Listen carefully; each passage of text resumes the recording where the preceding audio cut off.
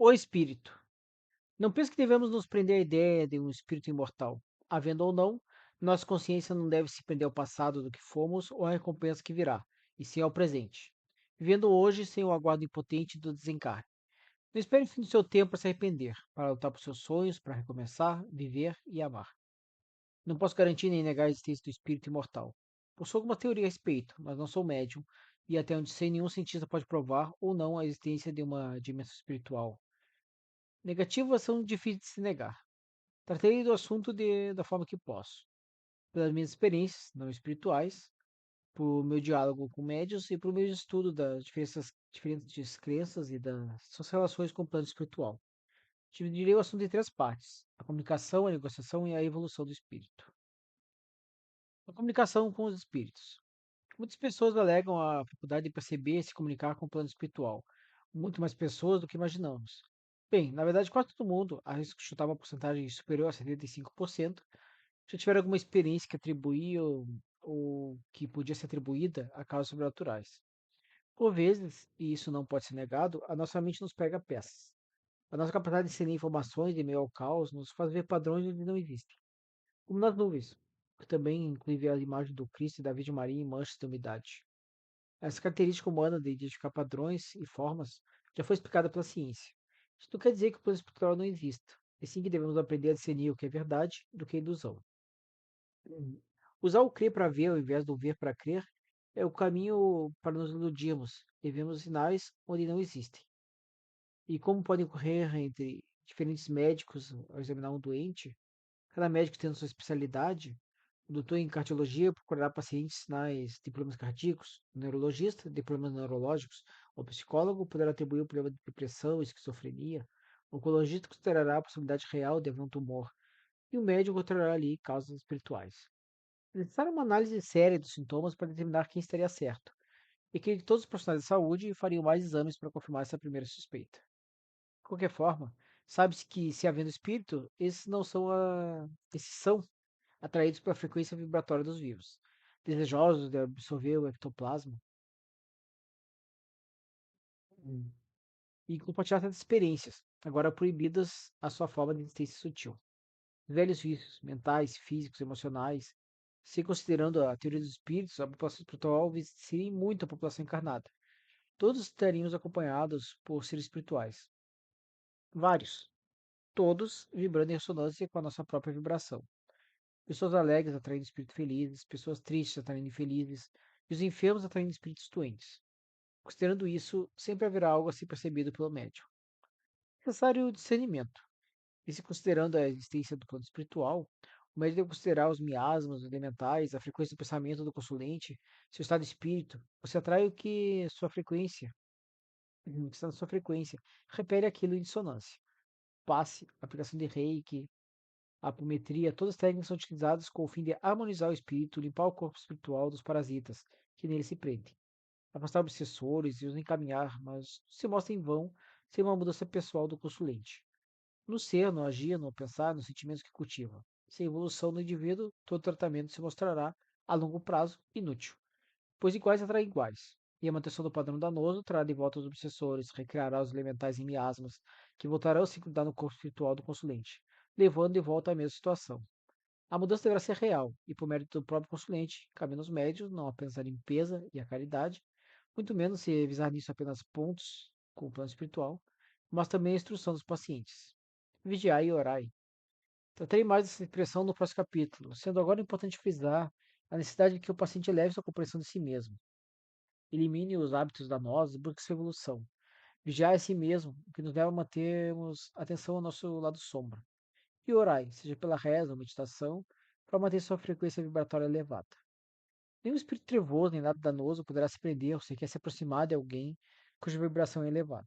A luz afasta as trevas, revela as sombras, repele quaisquer manifestações obscuras.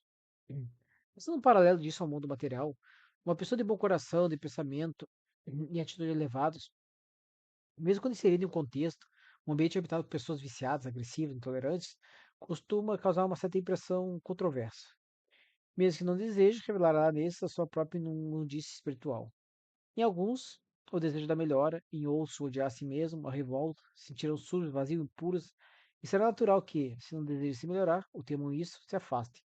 Busque por outros que vibram em sua mesma frequência.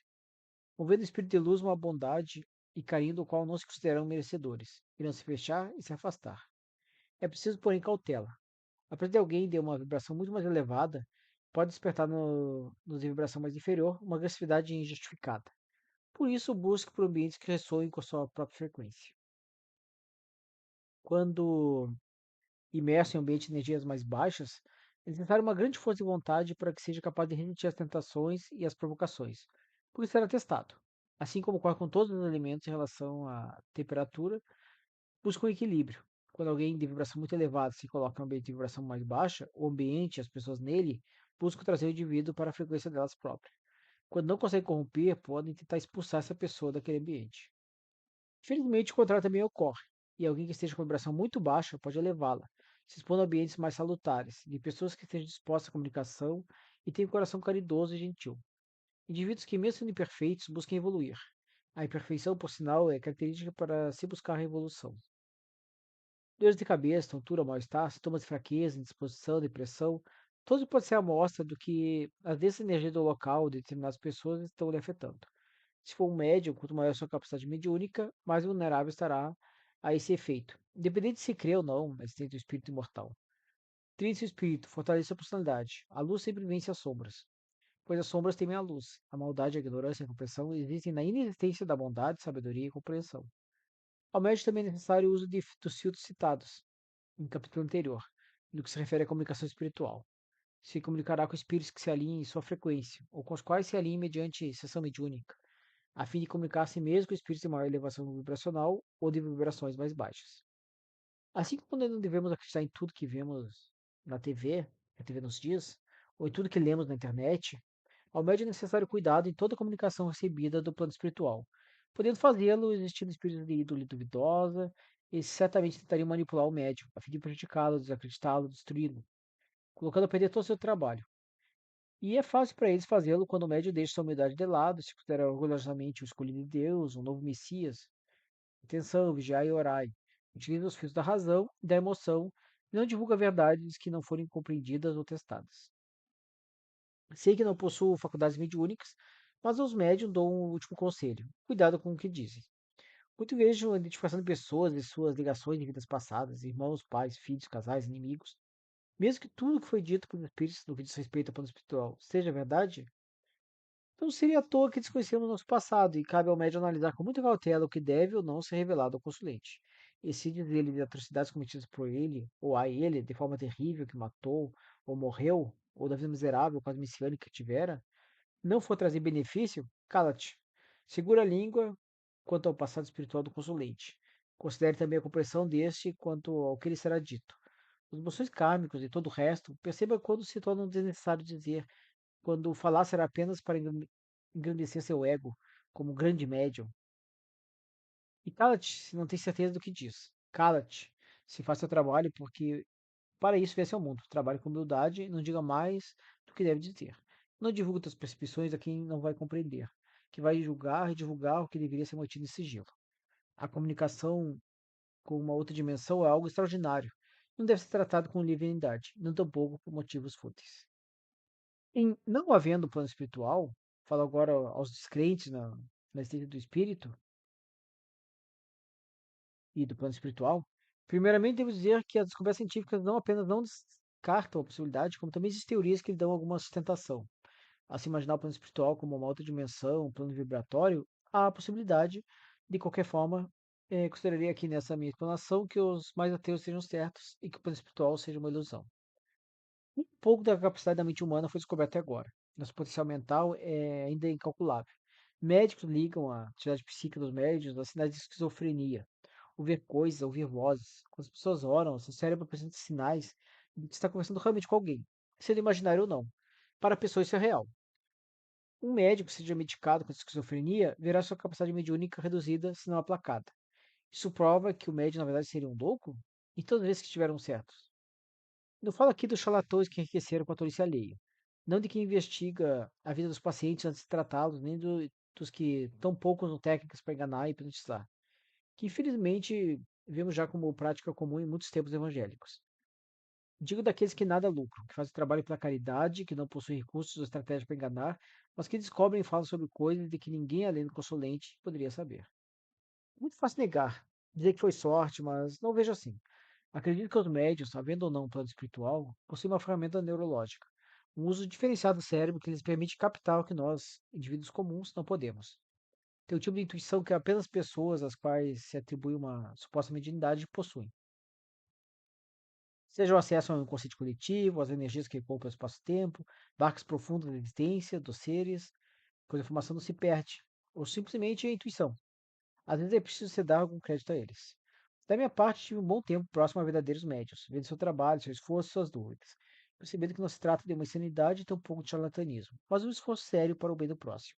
Os médios têm a capacidade de perceber o que não percebemos. Se você vive uma vida longe do trabalho espiritual, não estuda, nem estressa pelo assunto, vê as explicações científicas como a única verdade e desconsidera todo o resto. Dito impossível, lembre de duas coisas. Primeiro, tudo é possível, tudo é Primeiro, tudo é impossível até que se prove ser possível. Assim foi em relação ao mundo ser redondo, girar em torno do Sol, e não o contrário, a nossa capacidade de voar. Para as mentes de racionalidade bruta, tudo é impossível até que alguém prove ser possível. Mas ninguém com racionalidade bruta pode provar algo, pois sua mente está engessada demais para sequer considerar a possibilidade. Os cientistas exploradores, descobridores, possuem uma mente analítica, e que por isso mesmo questionam. São pessoas que não veem as antigas respostas como definitivas, buscam saber mais. Acreditando ou não, a verdade é uma só. Independente de você crer ou não no plano espiritual, se ele existir, você não deixará de ter uma alma, só por ser ateu. E quando morrer, se estiver errado em suas opiniões, descobrirá. E se estiver certo, e nada mais houver, para você não deve fazer qualquer diferença. Já falei sobre isso também em outro capítulo, mas direi aqui algumas possibilidades para a percepção mediúnica, considerando-se a real existência do plano espiritual. Inconsciente coletivo. Os médicos podem acessar o inconsciente coletivo, dessa forma, tendo informações privilegiadas e às vezes contraditórias sobre as coisas e as pessoas. Ali estão todos os pensamentos de todos nós. Telepatia. Diferente da possibilidade, aqui consideramos que o médico consegue captar, de alguma forma, os pensamentos do consulente, nomes, datas, locais, situações, medos, desejos, diretamente da mente do indivíduo. Podendo ser isso algo natural e captar até mesmo em detalhes, como olhar, gestos, comportamento, e no pouco que lhe seja dito. Percepção espaço-temporal. Havendo uma percepção espaço-temporal, espacial, o médico poderia realmente reviver em sua mente coisas que ocorreram a outras pessoas em outros tempos e locais. Ecos da existência. Assim como a hipótese anterior, mas com a diferença de não é da mente do indivíduo, não é a mente do indivíduo que viaja no espaço-tempo, mas a existência dos que já foram que ecoam ainda através do espaço-tempo e que podem ser percebidos pelo médico. E por ecoar, digo deixar marca na existência. Pode parecer impossível, mas lembre que vemos no céu estrelas, e elas já morreram há muito tempo. Mesmo após sua existência, talvez exista algum tipo de eco, o qual poucos poderiam perceber. Sexto sentido. Por fim, e talvez a que considere mais plausível, o médium pode possuir um sexto sentido aguçado, que lhe dá intuições e posições acertadas sobre os outros. Claro que se quiser pode simplesmente dizer que todo médico é esquizofrênico, assim fechar os olhos e ouvidos a qualquer prova que poderia vir e ter sobre as capacidades dos médios. Ainda assim, poderia ser afetado pelos passos magnéticos e pelas orações, ambas nascidas da intenção e voltadas à harmonização dos chakras. Mesmo que se negue completamente a crer em qualquer coisa, a influência magnética entre as pessoas coisas é algo que não pode ser mais negado. Se mostra muito mais real do que a influência magnética de planetas distantes. Abra os olhos e veja, ou siga de olhos fechados e ouvidos loucos. Mas digo, não é preciso dar o braço a torcer e admitir a existência do plano espiritual, o mesmo de Deus, para considerar a influência entre as pessoas e seus campos magnéticos. São os campos magnéticos que mantêm os átomos unidos, e até já foram feitos contra a influência das emoções na água. E não apenas no nosso corpo em sua maior parte, água, como já foram feitos experimentos quanto à influência das emoções e palavras, seus efeitos na água e assim a influência das emoções e palavras sobre o nosso organismo. Não é o caso que aqueles que se mantêm com pensamentos e emoções negativas fiquem doentes, desenvolvam mais facilmente enfermidades como câncer, mais facilmente do que os que cultivam emoções positivas. É preciso lembrar que apenas emoções positivas não garantem uma saúde perfeita. Para tudo, existe uma série de fatores, mas não irei me estender aqui, citando-os. A negociação com espíritos. Há um comércio com o plano espiritual. Na antiguidade, sacrifícios já eram feitos. até mesmo de bebês humanos e virgens, para agradar os deuses e demônios, satisfazendo a fome de sangue desses, e de crueldade dos homens, é claro, para receber graças em troca.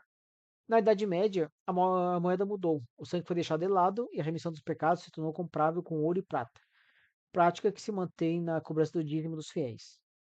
O sangue, porém, nunca foi deixado completamente de lado. Há poder no sangue. Em meus estudos de espiritismo, li sobre a densificação da nossa atmosfera e como a comunicação e influência dos espíritos se tornar cada vez mais difícil. A colaboração do ectoplasma cedido pelo médium já se mostrar menos influente. E para conquistar mais poderes, mediante magia negra, sangue tinha de ser derramado. Os animais de criação, doméstico e até mesmo sangue humano, o sangue se tornou uma moeda com plano espiritual. O pagamento se faz necessário até mesmo nas manifestações do espírito pela comunicação mediúnica. O ectoplasma do médium é requisitado em troca. Prova disso é o cansaço e a fome que aflige os médios após atividades prolongadas com o trabalho mediúnico.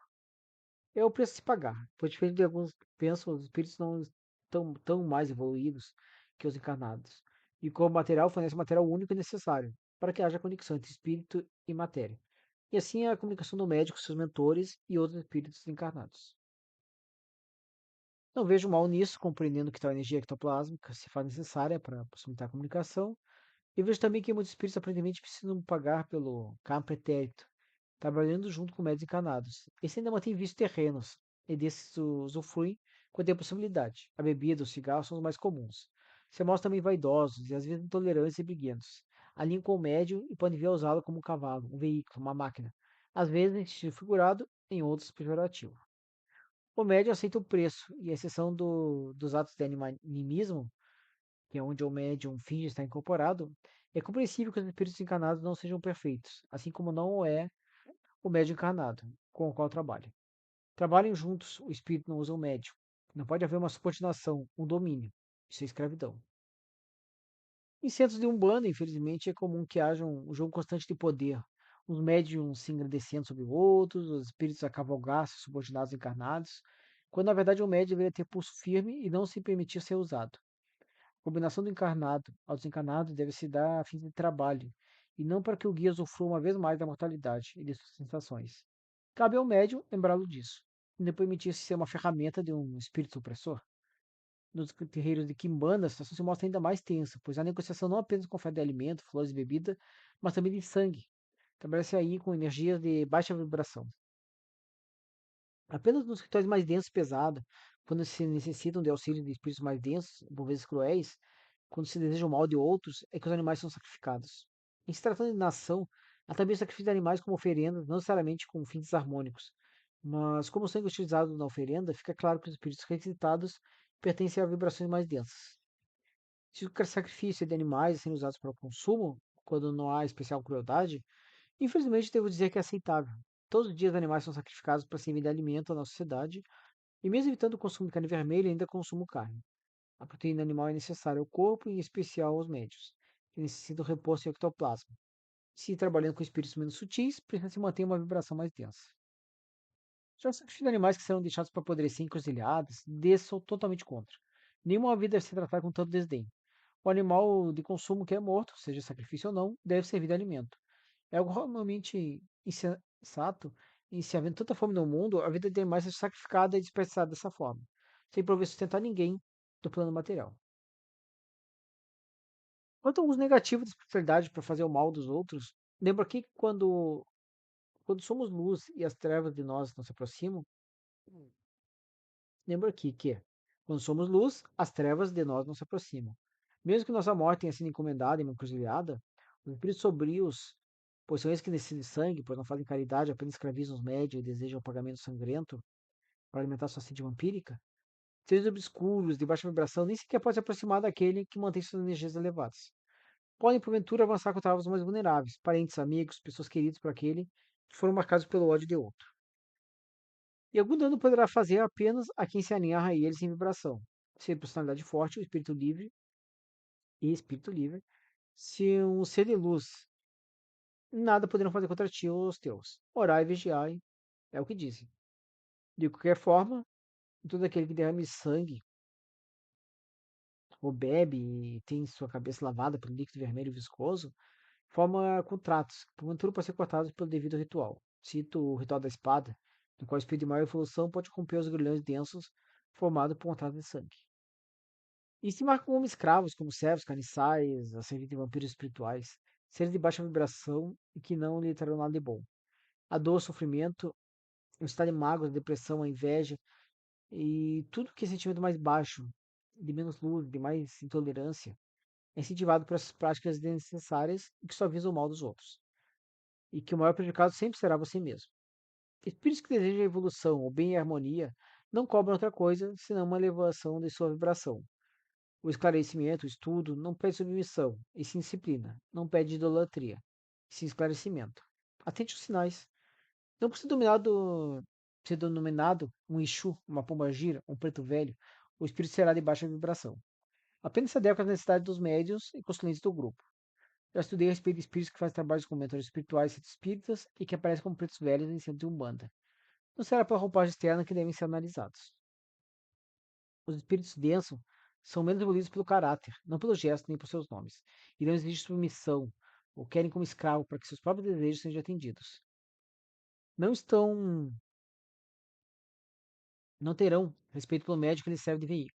Assim apenas por poder. Poder sobre o médium, poder sobre os consulentes, fazem ameaças e destilam veneno em suas palavras e ações. Desde tributo de sangue buscam baixar a vibração dos outros, jogando suas vítimas no mesmo lodaçal de onde vieram. Não cai nessa armadilha. Não se deixe levar pela manipulação de outros, encarnados ou não, nem se foque em sentimentos de baixo calão. Não desperdice seus pensamentos e energias com inveja ou ódio. Se dedique não no aprendizado de pragas e maldições, e sim no estudo e no treino do amor e da caridade, distribuindo bênçãos e trazendo harmonia onde quer que vá. Não se permita destruir a sua possibilidade de felicidade. Não crie vínculos de obrigação com entidades, ou no mínimo com pessoas que dizem invocá-las, que só desejam escravizá-lo. Impossível fazer acordos e assumir compromissos com entidades mais elevadas, mas tais acordos, se descumpridos, trarão apenas atraso à evolução do indivíduo. Não ameaça ou chantagem, não serão jogadas maldições. Os espíritos mais elevados não prendem ninguém, não oprimem nem obrigam. Pode sim exigir que haja disciplina e que o trabalho com o qual se comprometeu seja feito. E na pior das hipóteses, com a queda do médium, a vibração mais baixa, de egoísmo e orgulho, onde o poder suba a cabeça, suas bênçãos serão retiradas. E pela densificação de sua própria vibração, os espíritos da luz se afastem, ou simplesmente não sejam mais capazes de contatá-lo, de ressoar na mesma vibração. Seres evoluídos entendem o valor da liberdade, respeitam o livre-arbítrio e jamais tentarão forçá-lo a nada. Podem ser duros e ter o pulso firme, às vezes para que o trabalho seja levado a sério, que haja disciplina e comprometimento, mas nunca haverá coerção. A evolução do sutil à matéria. Percebo algo, e isso muito me intrigou, quanto do caminho da evolução. É comum no meio espírita considerar que a evolução do espírito é de ascensão, o retorno do espírito imortal para se reunir novamente à fonte divina, após um curto período de experiência humana, voltar à pureza dos céus, unificar o conhecimento com seu eu superior e assim por diante até chegar a Deus. Para mim, isso não faz sentido. Vamos considerar que Deus seja onipotente, onipresente. Tal reunião de saber a ele é desnecessária. Ele já tem tudo. É presente, passado, futuro. É tudo e todos. É toda a praticidade, todo sentimento, toda sabedoria. Contando a Deus para levar esse conhecimento não faz sentido. Por outro lado, podemos dizer que é para que o espírito aprenda e assim possa voltar a ser luz e assim retornar à pureza divina. É uma boa teoria se formos considerar que fomos expulsos do paraíso. Não acho que seja assim. Temos sido expulsos por um Deus que não seja um alienígena de civilização superior. Também não faz sentido. Ainda mais considerando o Deus do universo. Ele é o todo, não baniria uma parte de si. Volta para o princípio do Deus do universo. Se ele é tudo, é a experiência do todo, e toda experiência lhe serve, pois todos são parte dele, não há por que um retorno, já estamos unidos a Deus. Já somos parte divina, como tudo. E tudo busca evolução. Logo, Deus busca evoluir. Parte dessa evolução sendo através de suas criaturas, essas pequenas partes de si. Confuso? Tentarei ser mais claro. Se ele é o todo e tudo é ele, toda evolução já é parte dele, sendo desnecessário um retorno à fonte. Então temos outro fator, a evolução da matéria, impura ao espírito liberto e puro. Evoluído, superior, raciocinado, também não faz muito sentido para mim. O que podemos ver é que o caminho da evolução é na direção oposta, do sutil ao material. Originalmente nada havia, as partículas começaram a se formar, inicialmente de forma sutil, aos poucos densificando em forma mais complexa na matéria. O indivíduo desenvolvera diversos corpos, cada qual podendo ligar a um chakra específico. Falarei mais sobre isso depois. Então temos referência. Levaram milênios mais para o desenvolvimento de cada um desses corpos. E tudo isso para simplesmente serem abandonados e assim retornarmos à fonte. Temos que começar tudo de novo? Pode ser, mas não é o que me parece pelos sinais que observo. A evolução sempre parece se mover do mais simples e básico ao mais complexo e eficiente, sempre em prol da capacidade de adaptação, da capacidade de sobreviver, dos recursos que tornam tudo e todos mais capazes.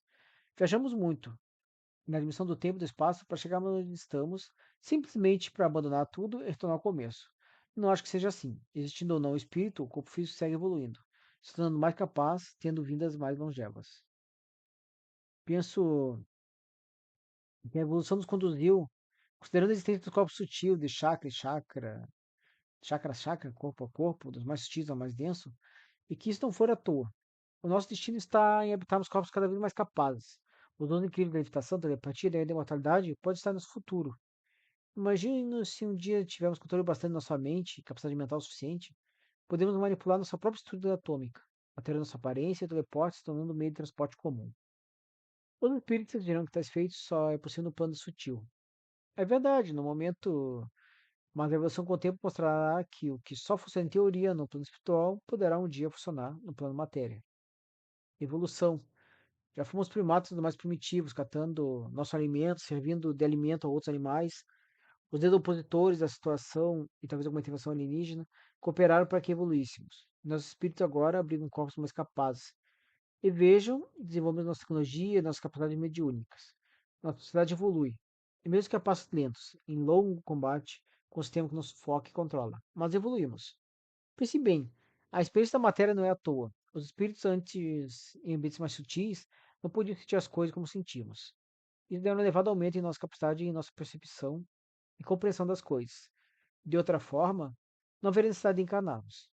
A amnésia que temos em nossa vida passada e no mundo espiritual, considerando a existência desse, pode ser facilmente justificada por nossa ainda incapacidade orgânica de comportar tantas vidas e experiências. Os espíritos não têm o poder de intervir no plano material. Apesar dos relatos sobre Poltergeist, os estudiosos do espírito consideram que tais fenômenos só ocorreram com a colaboração do ectoplasma de ao menos um encarnado. O mundo espiritual se mostra tanto dependente da matéria quanto se supõe nossos corpos dependem do espírito. Um espírito, sendo criatura sutil, pode viajar entre mundos com uma facilidade, mas erguer uma simples pedra, a ele seria atividade impossível. Ao encarnado, a viagem entre mundos é um sonho, mas qualquer criança pode chutar uma pedra. Estamos em processo de evolução, talvez futuramente seja possível e necessário um novo chakra, um novo corpo, talvez ainda mais denso daquele que atualmente usamos. Poderia supor que essa forma mais densa seria de corpos cibernéticos, corpos mecânicos, e com tecnologia para ampliar nossas capacidades. Talvez não. Pode ser o que precisamos é que nossos corpos materiais evoluam o suficiente para usufruir de toda a experiência do espírito e de todos os nossos demais corpos e de todo o seu poder. Dessa forma, seremos verdadeiramente capazes de influenciar de forma decisiva o universo, sistemas solares inteiros, planetas e principalmente a nós mesmos. Essa não é a busca por poder, e sim por evolução. Nossa capacidade mental, emocional e física ainda são por demais limitadas. Com a evolução da nossa espécie, chegará um dia em que talvez não o seja. Que nos tornemos seres ilimitados. Não creio que chegamos a tanto. Enquanto houver limites, haverá um porquê evoluir. É capaz de feitos extraordinários, só possível em nossa imaginação. Criadores de mundo e, quem sabe, até mesmo galáxias. Propiciando a evolução dessa espécie, evoluindo a nós mesmos. Espécies mais primitivas acreditariam que somos deuses, mas nós saberíamos que somos apenas uma pequena parte da criação, uma parte do todo, uma parte de Deus, assim como serão nossas criações. Repito, a comunicação com os espíritos não deve ser liviana. Os filtros da razão e emoção devem ser usados para determinar as verdadeiras intenções dos seres sutis. Devemos saber se querem nosso bem ou nosso mal. Às vezes percebo, na opinião espiritualista, que há uma guerra entre bem e mal, entre luz e trevas, mas percebo o seguinte: de um lado estão os trevosos, a magia negra, o interesse egoísta, o desejo do domínio sobre o outro, a escravidão e a submissão, ou mergulho nos desejos mais primitivos. Do outro lado estão os seres de luz, evoluídos, ascensionados, falsa humildade, abnegação e fé. Que o indivíduo abdica de seu ego e submeta ao divino e aos espíritos de luz mais evoluídos que ele. A meu ver, ambos pedem por submissão, de diferentes formas, é verdade. As trevas por medo e ambição, e a luz pela fé e o amor ao divino. Ainda assim, formas de controle. Se cabe a mim escolher, decidirei pelo caminho do meio.